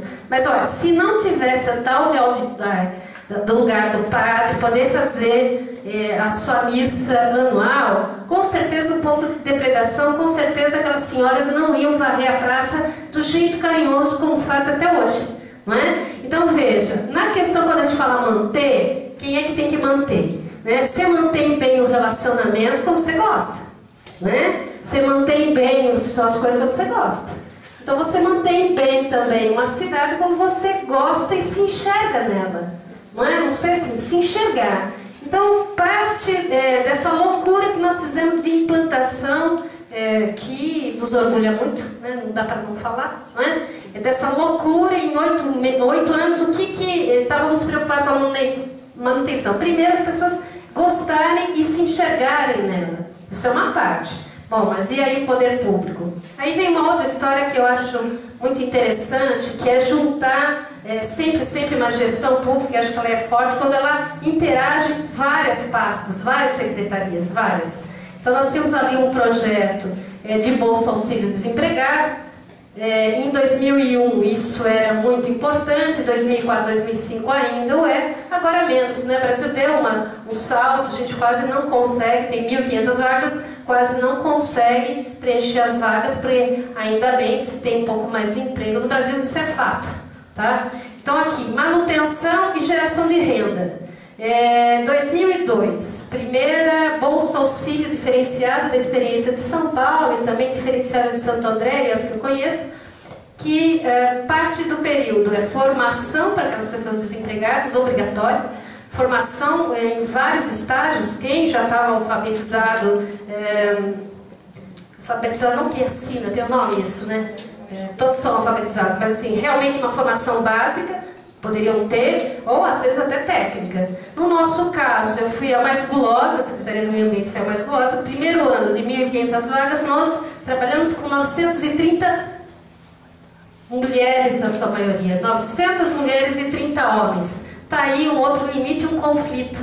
Como é que as mulheres iam fazer jardinagem, paisagismo em áreas públicas, mulheres pegando enxada, agachando. Então foi um trabalho um debate bastante grande na cidade. Elas deram um show, né? Um show. Os jardineiros morreram de vergonha, depois ficaram fazendo delicadamente, aprenderam muito. Hoje, Guarulhos tem aí uma Transjardins, ou seja, parceria junto com a Secretaria do Trabalho, foi montada uma cooperativa, geração de renda, quer dizer, um ciclo, né? Sustentável da coisa. Então você investe, dá oportunidade, dá formação, pouquíssimos, de 1.000 e poucos, claro que tem 25 ou 26, em que hoje uma obra que às vezes aparece até na Globo agora, né? Que é viaduto da cidade, quem fez o paisagismo ali foi a cooperativa Transjardins, que foram treinadas na manutenção. Então é um ciclo. É perfeito? Imagina, se eu quiser, assim, é muito longe, mas é mais ou menos pensado. Apropriação, amor, né? E aí oportunidades de manutenção. Bom, fora questões técnicas, que aí é uma loucura. Escolher as coisas certas, robustez, aí vem coisa de projeto. Né? Não dá para fazer coisa delicada com metal fininho que não dura. Então são coisas robustas, são espécies perenes, são árvores que não precisam de muito tratamento, plantadas no lugar certo para não estourar a calçada. Então tem toda uma gama para diminuir manutenção. Toda uma gama, que aí é projeto técnico, mas é pensando em diminuir manutenção, o que não precisa de muita água, porque senão custa muito caro, enfim, tá bom? Eu não sei, é mais ou menos isso daí, né? 900 mulheres custa, tá. Uma outra questão da manutenção, e é da apropriação, que eu acho interessante, e aí eu acho que mistura um pouco de algumas falas de apropriação, e é simbólico. Nos parques, e aí a visão conservadora, eu acho que o professor e vocês poderiam, depois eu gostaria até de ouvir, né? A visão conservadora, ela não é de uma classe social, isso eu acho um preconceito. Ela passa por todas elas, a gente acaba reproduzindo, né? Acaba reproduzindo posturas e acha que aquilo que é o certo ou não é certo. Então não dá para falar assim, porque classe média ou estudante é tudo liberal. Não, a gente sabe que não, né? Pessoal de classe média que é muito conservadora e é pobre, não é. Não é. Nós tivemos brigas homéricas, né, para os primeiros parques, que a população queria que cercasse os parques. Experiência minha, que vou para o prefeito e falo, tá, o parque custou, vou falar simbólico, 500 mil reais. Não é esse número, né? Para cercar, custa 300, porque na verdade o perímetro de um parque é imenso. Com 300 mil eu faço outro parque, eu não vou cercar. E aí acaba assim, Câmara de Vereadores vão em cima, pressão o tempo todo, faz uma cerca. Então por que faz para depredar? Ué, quem é que disse que manutenção tem que ser fechada? Essa reivindicação veio da população, não é, né? A pressão era do parque cercado, porque vai vir bandido, porque vai vir não sei o quê. Então existe uma série de trabalhos, e aí sociais, né, da cabeça de comportamento, que é outra palestra aqui. Então essa questão da manutenção passa por aí também. São abertos sim, agora eu não estou mais lá, estão até fechando alguns. Mas não, ao invés de fechar, a gente vai fazer outro. Né? E vai manter esse, porque espaço é público e aberto. Se ninguém tiver juízo, né? Tem que estar iluminado, né? A gente falou, tem que estar iluminado, não pode ter esconderijo, uma série de coisas de projetos também, porque também ninguém é besta, né? De fazer um escurinho para dar, sopar o azar, tá certo? Mas com bastante juízo dá para fazer públicos, como a rua Ué, o parque também Ué. Então tá. Na Juliana, limites. Nossa, Juliana, é uma coisa interessante aqui, ó. É um debate que eu acabei assim muito tempo, uns 3, 4, 5 slides, aí eu tirei na questão dos limites, da Constituição, da legalidade. Constituição, direito à moradia, direito à educação, direito ao espaço, a questão ambiental que é coletiva sobrepõe-se ao individual e ao privado. A nossa Constituição, ela está de bom tamanho, né? Ela está de bom tamanho. O difícil é como, nos detalhes, e aí eu acho que na minha idade eu vejo nos detalhes, é colocar essa Constituição para valer, né? Para valer. Um plano diretor, ele pode ser feito, e alguém falou, eu acho que foi o Selmar, não é? Com vários técnicos. Põe lá um sociólogo, um antropólogo, um arquiteto, um urbanista, um geólogo, um gestor ambiental, né? Um engenheiro ambiental. Não vai funcionar, porque um plano diretor ele tem todo um movimento de poder econômico e de representações, que é onde que eu coloquei ali, ó, espaço físico e espaço político.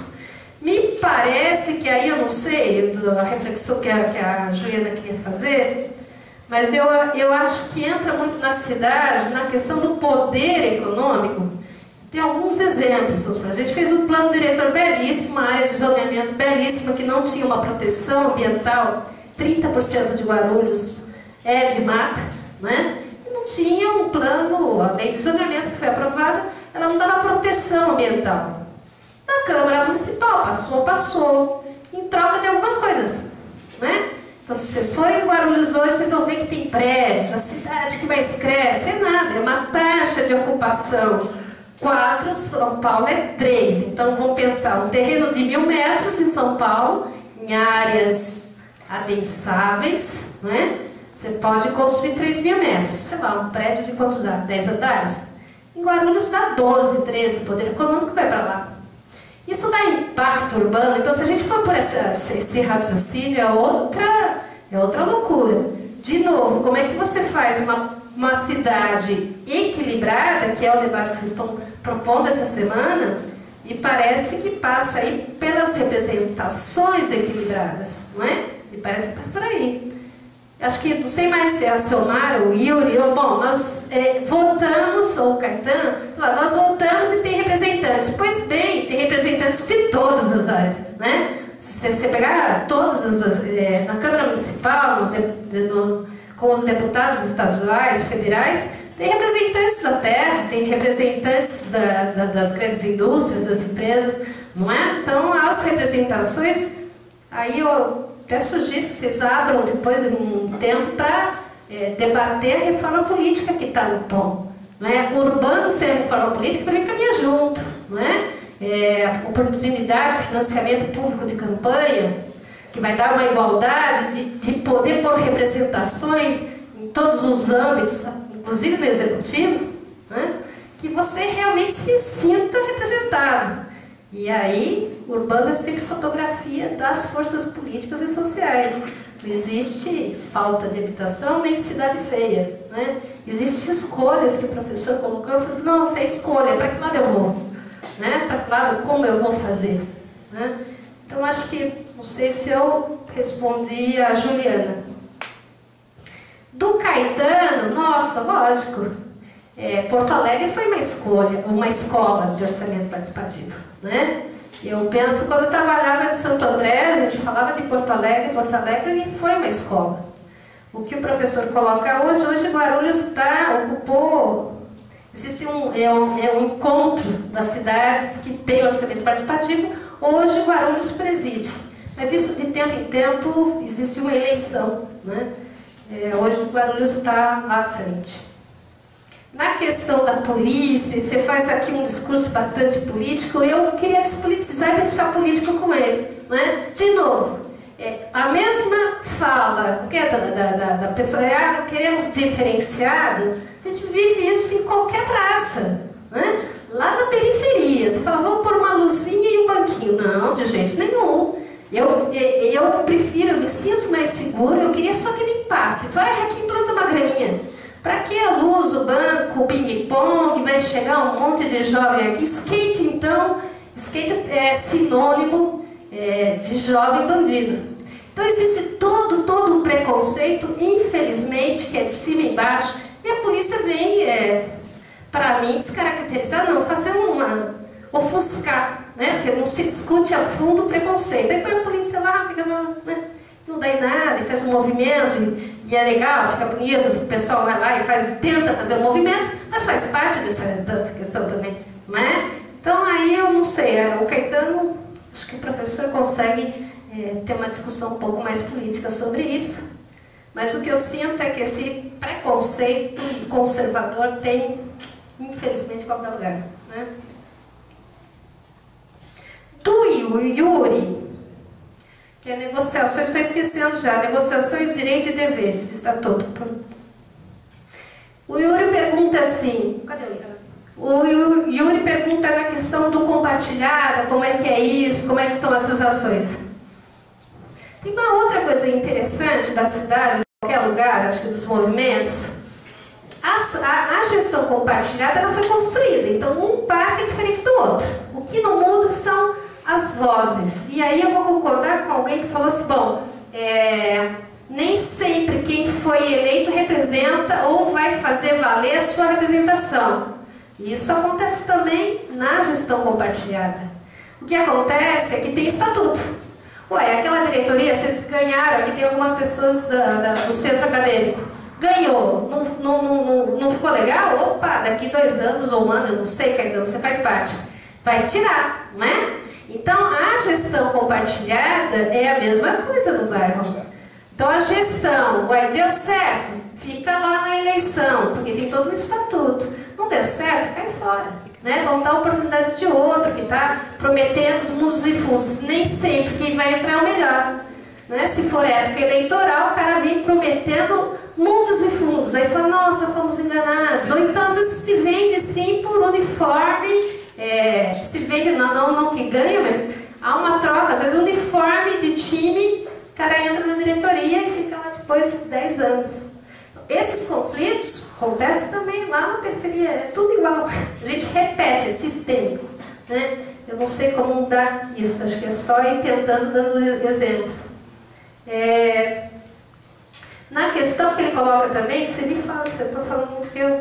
Na questão da valorização imobiliária, então assim, os próprios movimentos, acho que o seu Mar mistura, os próprios movimentos sociais da habitação, eu acompanho, não tão dentro, mas eu gosto de acompanhar, porque eu vim daí, né? Tá aí uma questão, porque senão já precisou da sua fala, bom, então tá, eu para continuar pagando R$150, eu não vou ter meu hospital, nem quero ter meu transporte, nem quero ter minha universidade, nem meu céu, nem minha piscina, porque isso é uma valorização. Nós estamos no sistema capitalista, não é? Isso já me causou alguns conflitos. De vermelha que eu vim, eu já me sinto rosa, quase sem cor já, né? Todas as ideologias já caindo por terra, porque, né? Como é que você fica meio tradicional? Não dá para fazer revolução, é isso.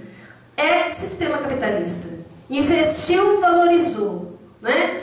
Pôs um terno e gravata, vale mais. Camiseta ergue, se tiver marca, né? Camiseta de algodão, se tiver marca, é mais. Da onde vem esse mais? Não é? Não tem história. Então, na verdade, são posturas. Eu prefiro, né? E todos nós aqui que trabalhamos nesses últimos tempos, universalização da oportunidade. O mercado está aí, sim. Ué, mas aí você vem contra as políticas públicas. Geração de renda, melhor educação, fazer com o cara, do filho do pedreiro, vá lá na universidade e que ele garanta a oportunidade de ele ter o salário, não de R$500, mas sim de R$8.000. E a gente acredita que pode sim, né? Então é uma roda para cima, não uma roda para baixo. Queremos todo mundo se vestindo bem, falando bem, tendo oportunidade, tá? Alteração, universidade, hospital. Ah tá, isso daí que a gente pode bater um... Na verdade, a alteração ali do bairro dos Pimentas era assim, ó. Qualquer cidade, às vezes tem a área central, que é muito mais, se investiu muito. Então, claro que ela vale mais. Periferia, e aí o desenho vem do modelo de especulação imobiliária, traçados, que agora minimizou um pouco, não é? Com o imposto progressivo, uma série de instrumentos que minimizou um pouco essa questão de levar a cidade, a não cidade, que eu chamo, a quilômetros e quilômetros.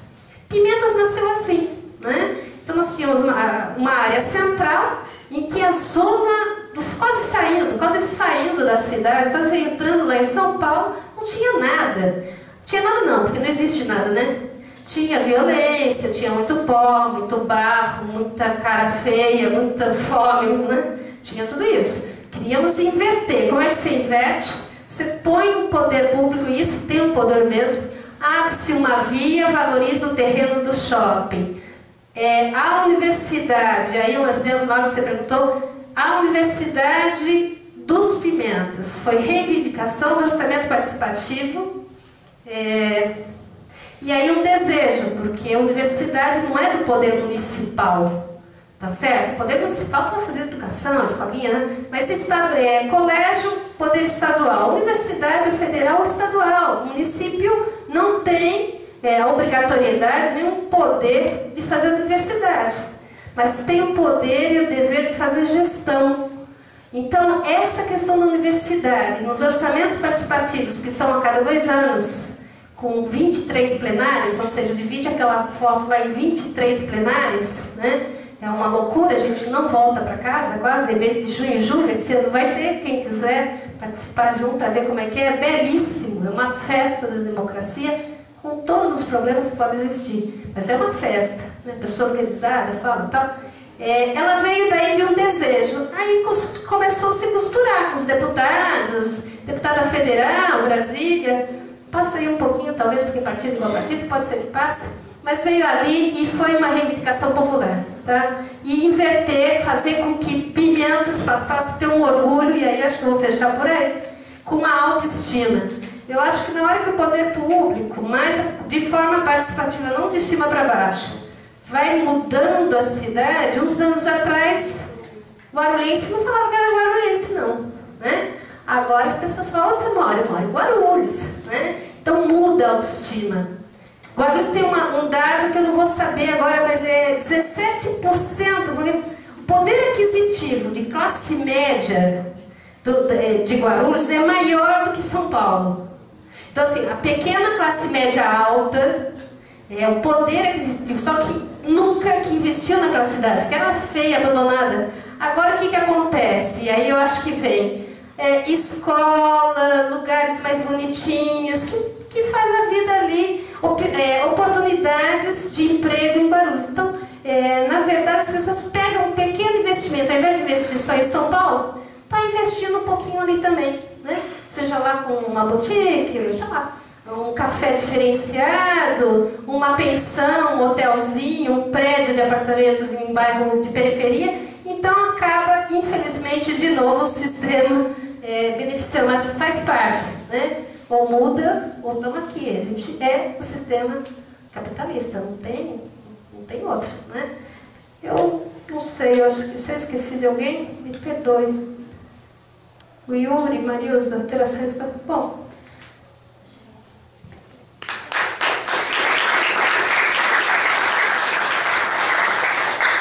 Obrigado, Maria Salete. Agora a gente volta então para o professor Bruno.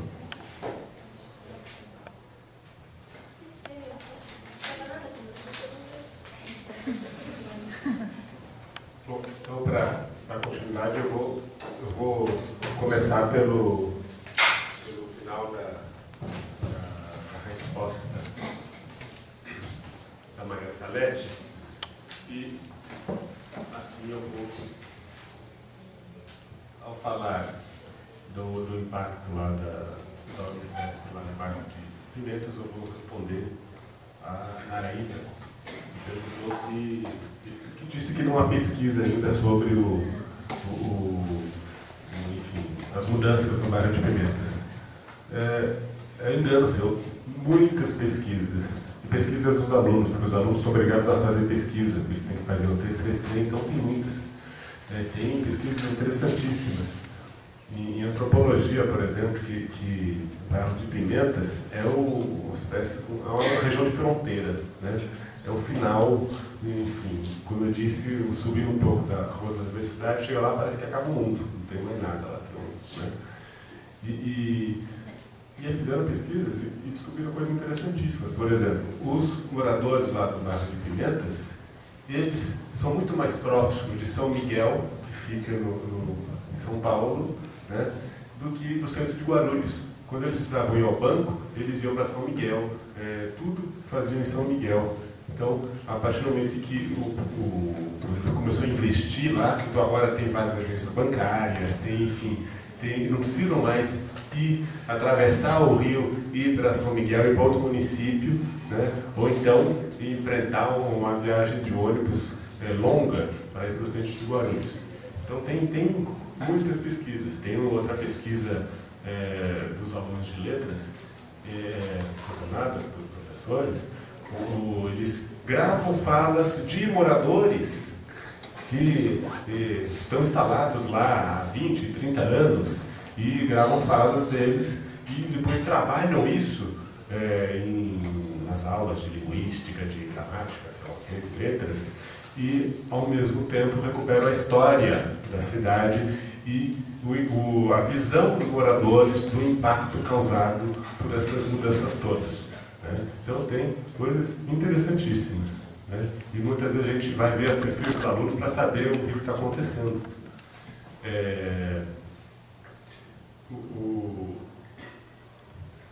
Então, como foi plantado, é isso mesmo, né? Foi, enfim, o governo federal, a partir da decisão de ampliar as universidades federais no país todo, a Unifesp, claro, interessada, né? Era só medicina, só em São Paulo, então, claro, estava interessada nesse processo.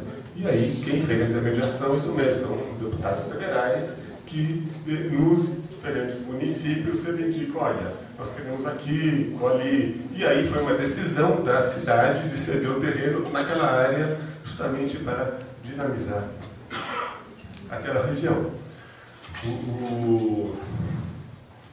Bom, eu vou passar agora, eu vou discutir um pouco essa questão que foi levantada sobre se a diferença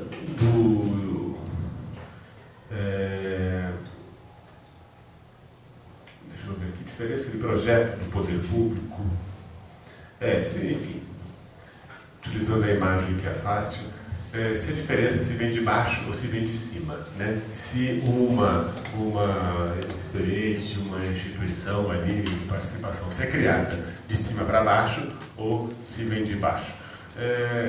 Como nós sabemos, no Brasil quase tudo vem de cima para baixo, né? O que falta no Brasil é povo, no sentido de uma população atuante que reivindica as coisas, né? Quando os portugueses chegaram aqui, eles trouxeram tudo, as leis, os cargos, enfim, só faltava uma população. Então, no Brasil tem muito essa ideia. O Sérgio Pacquidiolano, Raiz do Brasil, ele começa dizendo isso. No Brasil tudo vem de cima, né? E vai descendo. Então, se faz diferença, claro que faz diferença se a gente considerar o aspecto da reivindicação, né? Tudo isso que a gente fala, no fundo, são materialização de direitos, implementação de direitos. E o direito só existe se for reivindicado, senão não é um direito, é um privilégio, é alguma coisa que quem está em cima, o poder público, faz, oferece, e aí quem tem acesso é um privilegiado. Né? Se você considera que é um direito, você tem que ir lá reivindicar até conquistar esse direito. Então, os direitos têm que ser conquistados. Então, mas, o orçamento participativo, então, ou algumas experiências, alguns conselhos criados pelo poder público, às vezes um poder público mais à esquerda, obviamente, que valoriza a participação, mas será que isso inviabiliza? Claro que não inviabiliza, né? Esses espaços podem ser aproveitados, podem ser ocupados. Pensar numa experiência que vem de baixo e que vai para cima, então a gente tem que ir para os movimentos sociais, que justamente abrem espaço, mudam a correlação de forças, né? Esse é o papel dos movimentos sociais, mudar um pouco a situação. Então aí a gente chega num ponto que é fundamental, que é o da passividade da população ou do engajamento. E isso foi levantado e é verdade, né? Há um engajamento ainda muito tímido, há uma passividade muito grande. Até o Selmar mencionou a experiência dele no Conselho Municipal de Turismo, né? E é verdade, no conselho que eu participo eu vejo, né? Mas ainda um ponto para desmistificar aqueles estudos que mostram, que dão tanta importância às regras, né? Como foi criado esse conselho. É paritário? Bom, é paritário. Tem 10 representantes da sociedade civil e 10 do poder público. Quando você vai ver do poder público, então, por exemplo, num parque administrador do parque, aí tem funcionário da Secretaria Municipal, da Secretaria do Meio Ambiente, funcionário da Secretaria de Educação, funcionário da Secretaria Municipal de Saúde, enfim, órgãos do governo relacionados com o parque, com a área verde, com o público, né? Na prática, nas reuniões, os representantes do poder público só vai o administrador do parque, os outros não vão porque tem mais o que fazer do que ficar lá discutindo as coisas. Então, a sociedade civil, e nem sempre todos vão, mas está mais representada do que o poder público, né?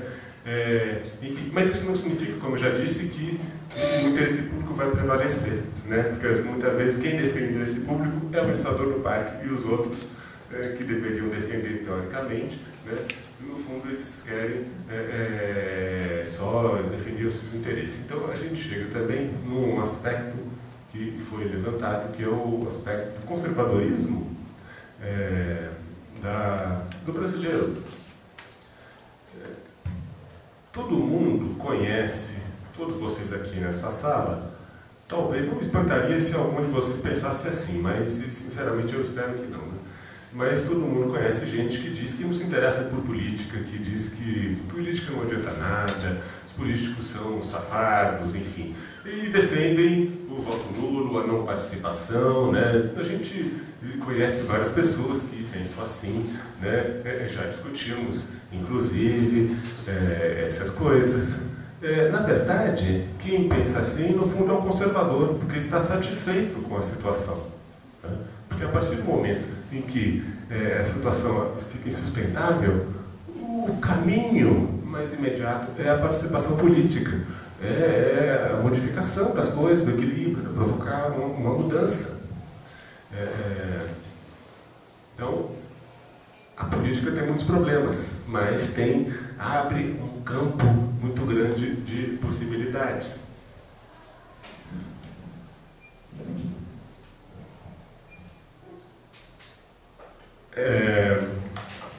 Alguém poderia argumentar, bom, mas então há uma falha na educação. Aqui comentou-se a educação ambiental, né? Ou como é que nós vamos incentivar essa participação. No Brasil, eu diria que não há falta de mobilização popular. Nós temos muita mobilização, só que não para fins políticos, né? Os brasileiros vão às ruas, mas vão às ruas para o carnaval, ou para comemorar o resultado de uma partida de futebol, ou para a parada gay, a maior do mundo, é em São Paulo, mais de 2 milhões de habitantes. Então não é verdade que os brasileiros não vão às ruas.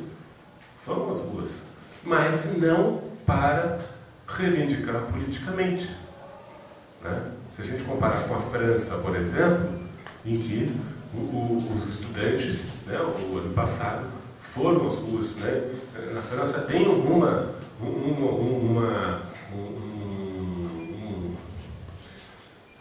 reflexo. Quando o sujeito está indignado, ele desce à rua para mostrar a sua raiva e protesta, né? E faz isso. Então, recentemente, os estudantes foram às ruas, né, provocaram o governo. Aí o primeiro-ministro disse, bom, quando tiver mais de 2 milhões de pessoas nas ruas, aí eu vou fazer alguma coisa a esse respeito.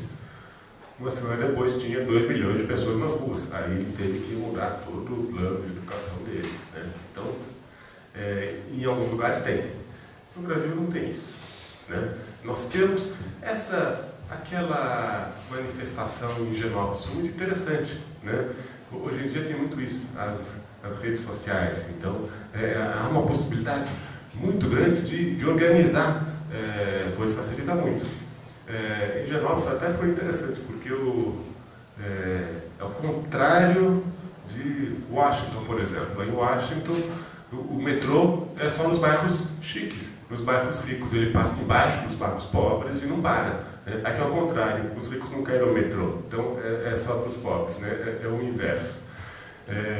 Enfim, mas foi interessante porque foi uma manifestação, não foi organizada por um movimento, por um partido político, foi quase que por acaso, né? Alguém lançou a sugestão, a ideia, depois isso foi cobrado, mas eu ia organizar, e aí a população foi muito espontânea, né?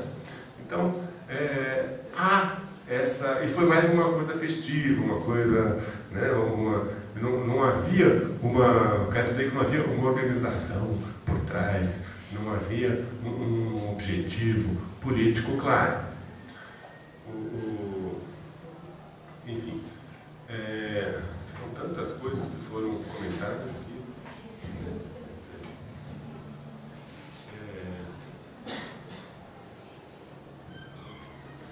Tenho dois problemas. Primeiro, ler a minha letra e depois entender aqui. Professor, sim. Se pudesse, entre vários coisas que tem, o caso de autorizarem mais alguma, com relação ao Plano Nacional de Educação, porque nós estamos passando por um processo de mobilização dos estudantes e tal. Eu queria ver só o seu posicionamento com relação a isso, se houve um posicionamento dos professores com relação às políticas que vão ser tomadas nesse plano agora, né, com relação a isso. Olha, eu confesso que eu estou um pouco por fora dessa mobilização aí, mas lá na Unifesp tem professores que têm uma reflexão sobre isso, porque o curso, uma das características do curso é que ele é voltado para a formação de professores de sociologia no ensino médio. Então tem vários professores que foram contratados para isso, para refletir sobre a educação e a sociologia, as relações entre essas coisas, né? Então tem, enfim,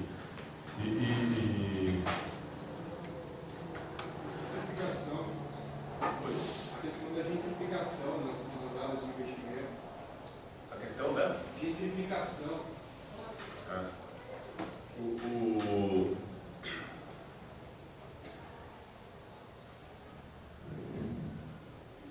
De certa maneira, a Mara Salete já respondeu de maneira muito boa a isso, né? Na verdade, quando você investe, valoriza, né? Então, claro, há é inevitável, há uma valorização, há uma modificação, há uma certa elitização. Agora voltando à Unifesp, tem um teatro que está lá no campus, que é agora ela me disse que tem 3, mas até onde eu sabia era o segundo teatro da cidade, Guarulhos, com mais de 1 milhão de habitantes. só tinha 2 teatros, sendo que um deles na universidade, né? E no final de semana a população vai lá porque utiliza esse teatro, que é o teatro da cidade. Então, e às vezes durante a semana tem escolas, a gente vê, enfim, excursões de escola, de alunos que vão, enfim.